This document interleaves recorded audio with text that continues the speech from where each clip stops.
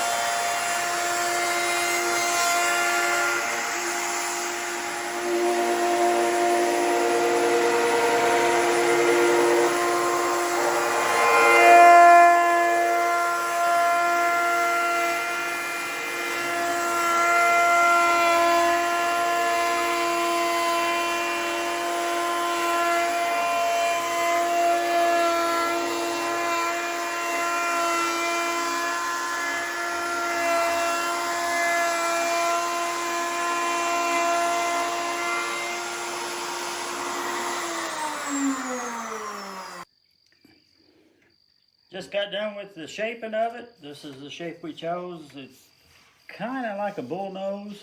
It's soft edges around, so basically so the grandkids and us doesn't get cut or sharp edges. We're still going to do something, I think, with the end, with the corners. Not positive what yet. Maybe just a little bit of rounding. Maybe that's it. Not sure yet.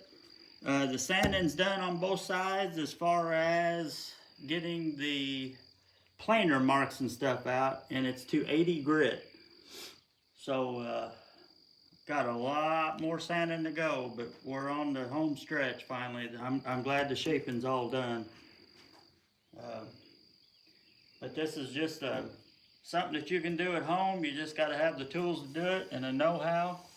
And I just feathered it down. I made like 5 passes to get down to this radius on each side. I had my brother-in-law come up and help me flip it, and his son.